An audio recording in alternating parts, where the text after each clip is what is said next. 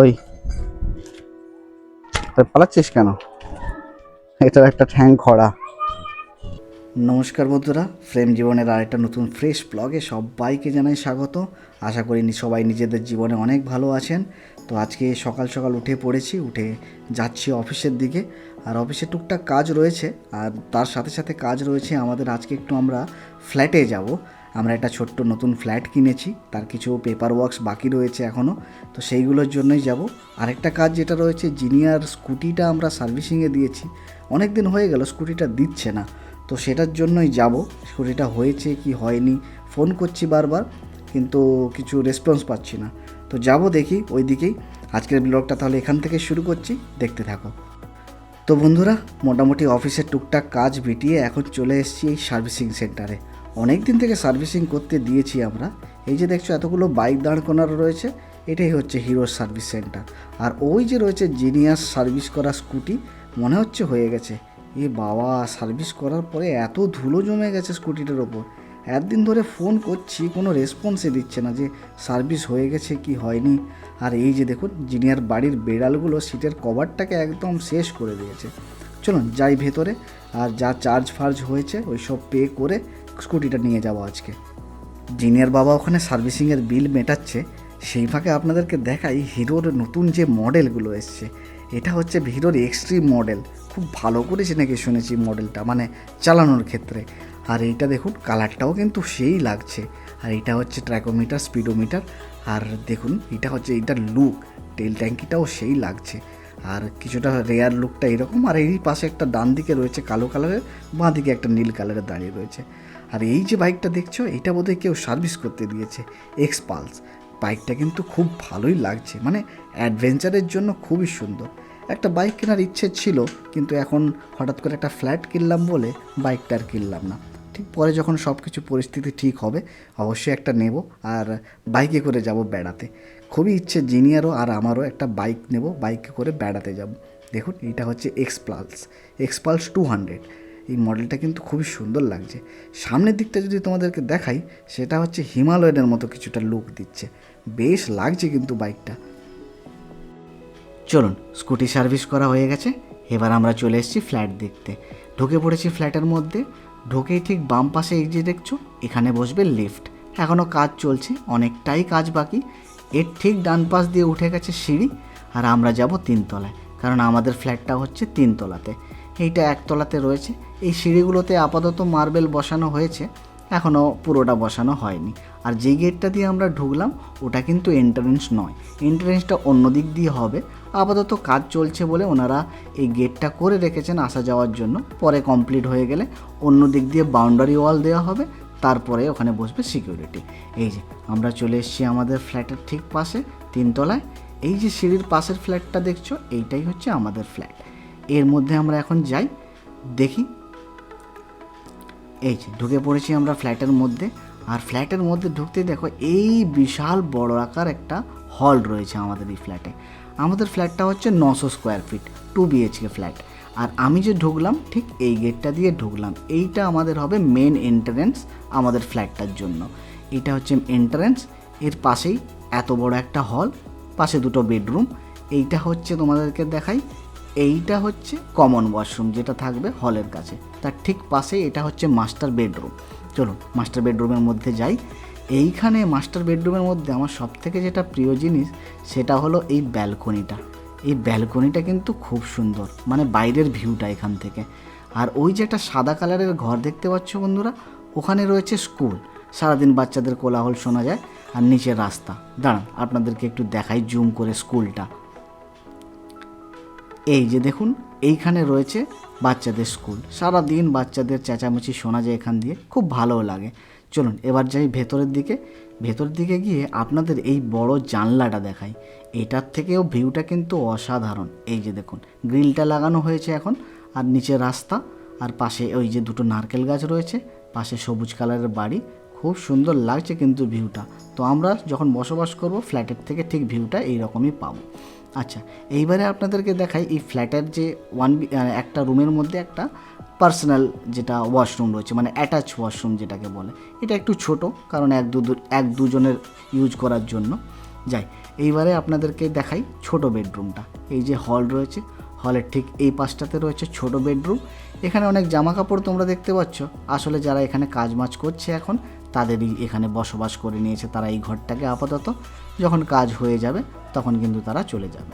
এইটা আমাদের ছোট ঘর, যেখানে অর্ধেকটা এখনও রং করা হয়েছে, অর্ধেকটা করা হয়নি। আর এই পাশে ঠিক ওইভাবেই জানলাটার বাইরে দিয়ে ওই রাস্তা দেখা যাচ্ছে, রাস্তার পাশে দুটো নারকেল গাছ, সঙ্গে বাড়ি, খুবই সুন্দর ভিউ। চলো এবার যাই রান্নাঘরের দিকে। চলে এসেছি রান্নাঘরের দিকে, কিন্তু তার আগে আপনাদেরকে দেখাই হল রুমের যে জানলাটা রয়েছে তার থেকে আমরা কেমন ভিউটা পাবো। এই যে পাশে আর একটা বিল্ডিং রয়েছে যেখানে অজস্র ফ্ল্যাট রয়েছে, এইগুলো একটু আবার পুরনো। আর ওই যে পাশে ওই যে দূরে দেখা যাচ্ছে যে স্কুলটা আপনাদেরকে দেখিয়েছিলাম একটু আগে, সেটা হচ্ছে এইটা। আর চলুন এইবারে যাই রান্নাঘরের দিকে। রান্নাঘরের ভিউটা ঠিক এই রকম। এইটা হচ্ছে রান্নাঘরের দরজা। এবার যাবো আমরা রান্নাঘরের দিকে। এখানে আপাতত টাইলস বসানো হয়েছে, আর ওপরের দিকে ওই এক্সজস্ট ফ্যান লাগানোর জন্য এইসব লাগানো হয়েছে। আর এইখানে যে এই কাঠগুলো করা রয়েছে, এইখানে বসবো ওই টেবিল বা যাই বলতে পারো রান্নাঘরের জন্য যেটা করা হয়। ওপরে বেসিন লাগবে, তারপরে অনেক কিছু হ্যান ত্যান ড্রয়ার ফর এইসব লাগানোর জন্য। আর রান্নাঘরের জানলাটা ঠিক ওই রকম, আর ওপরের দিকে এক্সজস্ট রয়েছে। চলো এবার যাই হল রুমের দিকে। রান্নাঘরে তেমন কিছু দেখানোর নেই, এখানে বোধহয় কিছু একটা প্লাগ লাগানো হবে, তার জন্য এই জিনিসটা পয়েন্ট করা রয়েছে। চলুন যাই এবার একটু বাইরের দিকে। এবারে তোমাদেরকে ফ্ল্যাটের বাইরেটা দেখাই। ফ্ল্যাটের বাইরে আমরা বেরোলেই ঠিক এই রকম একটা প্যাসেজ পাবো। এই যে নিচে সিঁড়ি, ঠিক আমরা এইভাবে উঠলাম, ঠিক পাশেই কিন্তু লিফট রয়েছে। লিফট খুলে আমরা এইভাবে বেরোতে পারবো। লিফটটা দেখুন এইভাবে এখন তৈরি হচ্ছে। নিচের দিকে তাকাতে কিন্তু ভয় লাগছে খুব, ক্যামেরাটা হালকা করে বাড়িয়ে আপনাদেরকে দেখালাম। আচ্ছা, তার ঠিক পাশে এই বড় একটা জানলা রয়েছে আলো বাতাস পাওয়ার জন্য। এইটা হচ্ছে আরেকটা ফ্ল্যাট। আমাদের ফ্ল্যাটটা 900 স্কোয়ার ফিট ছিল, এইটা বোধহয় 700 বা 800 স্কোয়ার ফিটের রয়েছে। এটা 2 BHK ফ্ল্যাট। ওপরের দিকে সিঁড়ি উঠে গেছে 4 তলার দিকে। আর এর পাশে অজস্র কিন্তু 1 BHK ফ্ল্যাট রয়েছে। আপনাদের একটা 1 BHK ফ্ল্যাট দেখায় না, এটা এই যে পাশেরটা দেখছো বাম পাশেরটা, এটা কিন্তু 2 BHK। ঠিক এই ডান দিকে ঢুকে গেলে এইটা হচ্ছে 1 BHK। একটা এই ছোটো হল, 1 BHKতে আবার অ্যাটাচ ওয়াশরুম নেই। এই যে একটা ঘর পাচ্ছি, তার পাশে একটা ওই যে ব্যালকনি রয়েছে, ব্যালকনিটা কিন্তু অ্যাটাচ ব্যালকনি হচ্ছে, মানে দুজনের মধ্যিখানে পার্টিশন করতে হবে। ঠিক এই রকম ব্যালকনি থেকে যদি ভেতরের দিকে যাই, এদের একটা আবার বড় করে ওয়াশরুম দেওয়া হচ্ছে, কারণ এদের একটা ওয়াশরুম তো, তাই জন্য। আর এই পাশের ঠিক জানলাটা এইরকম থাকবে ব্যালকনির জন্য। এইটা হচ্ছে 1 BHK ফ্ল্যাট। চলুন অনেক হয়ে গেছে ফ্ল্যাট দেখা, এবার যাব বাড়ির দিকে। ফ্ল্যাট থেকে যেতে মন চাইছিল না জানেন তো, একটু বারবার যেন আরেকটু দেখি এরকম মনে হচ্ছিল, কিন্তু যেতে হবেই। এখনও ফ্ল্যাট রেডি হয়নি, রেডি হতে এখন অনেক দেরি।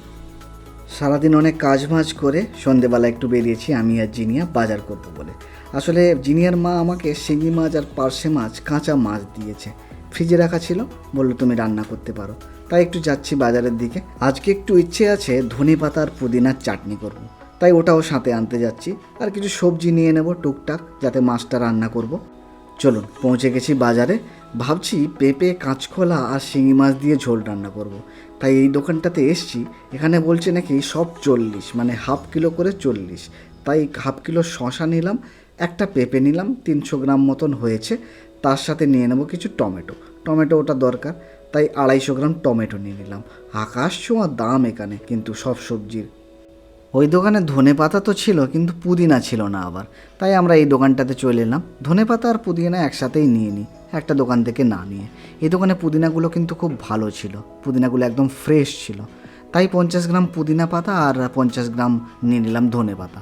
আবার জিনিয়া বলছে নাকি এখান দিয়ে নেবে হচ্ছে হলদি, মানে কাঁচা হলদি। তাই কাঁচা হলদি নাকি খাওয়ার পক্ষে খুব ভালো, শরীরের পক্ষে উপকার, বলছে তোকে কেউ কাঁচা হলুদ খেতে হবে। তাই চলো কাঁচা হলুদ নিয়ে নিই, তাই 100 গ্রাম কাঁচা হলুদ নিয়ে নিলাম। দুটো নিলে কত দেবে? দুটো নিলে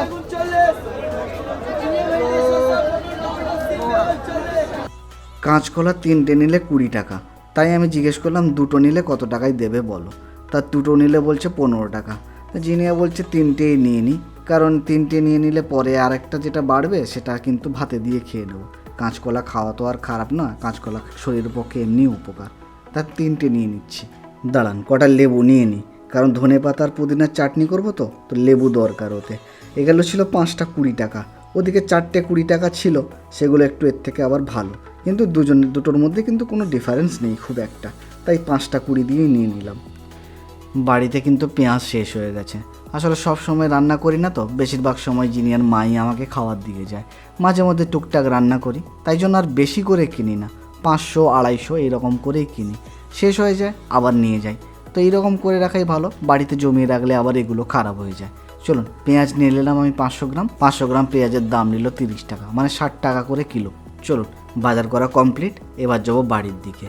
আরেকটা কাজ রয়েছে বাড়ির পথে যাওয়ার, সেটা হচ্ছে আমার প্যান্টটা একটু লেন্থ কাটিং করতে দেবো। আসলে চণ্ডীগড় থেকে আমি একটা প্যান্ট একটা জামা কিনেছিলাম, সেটা হচ্ছে প্রি ওয়েডিংয়ের শ্যুটের দিন পরবো বলে। প্রি ওয়েডিং শ্যুটটা আবার বলছে নাকি বৃহস্পতিবার দিন হবে, তো বৃহস্পতিবার প্রি ওয়েডিং শ্যুটটা যখন হবে ভাবছি লেন্থ কাটিংটা করেই রাখি আগে ভাগে। বাড়ি চলে এসেছি, বাড়ি এসে দুজন মিলে বসেছি চা নিয়ে। ও চাটা বানিয়েছে আর চায়ের সাথে রয়েছে বিস্কুট, বিস্কুটটা আমাকে খাওয়াচ্ছে। এইরকম করে আমার সাথে এরকম করে প্র্যাঙ্ক করে সব সময়, বিস্কুটটা আমাকে খেতে দিচ্ছে না। চাটা কিন্তু ও খুব ভালোই বানায়। বসেছি চা খাই, চা খেয়ে যাবো রান্নাঘরে। চা খাওয়া কমপ্লিট, যাই এবার রান্নাঘরের দিকে। যিনি আবার বাড়ির থেকে কাঁচা ছোলা ভিজিয়ে নিয়ে এসছে, সেগুলোকেই কাঁচা পেঁয়াজ আর এই শসা এইসব দিয়ে মাখছে। বাড়ির থেকে আবার একটু তেঁতুলও এনেছে, সেগুলোকে চটকে আবার তার জলটা দিয়ে দিল।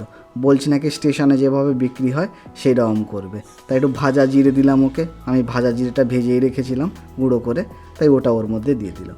আর এইদিকে এই যে আমি সব রেডি করে দিয়েছি, পুদিনা রয়েছে এখানে, ধনে পাতা রয়েছে, পেঁয়াজ রসুন টমেটো, এইগুলোকে একসাথে বাটবো, সেই দিয়ে হবে চাটনি। এই যে এখানে চাটনি বাটাবাটির কাজ শুরু হয়ে গেছে। চাটনি বাটাবাটি হয়ে গেলেই আমি করব রান্না। ওই যে বাঁ পাশে শিঙি মাছ রাখা রয়েছে, কিন্তু একটা সমস্যা হয়ে গেছে বন্ধুরা, রান্নাটা আমি যে করেছিলাম তার ভিডিওটা কিন্তু আমার থেকে ডিলিট হয়ে গেছে। কি করে ডিলিট হলো সে আমি বুঝতে পারছি না, তাই সেই ভিডিওটা আর দিতে পারলাম না। আজকের ব্লগে এই পর্যন্তই। যদি ভিডিওটা ভালো লেগে থাকে অবশ্যই লাইক করো, আর আমাদের সাপোর্ট করার জন্য অবশ্যই সাবস্ক্রাইব করো। আজকের ব্লগটা এখানেই শেষ করছি, দেখা হচ্ছে পরের ব্লগে। সবাই ভালো থাকবেন, ভালোবাসা সবাইকে।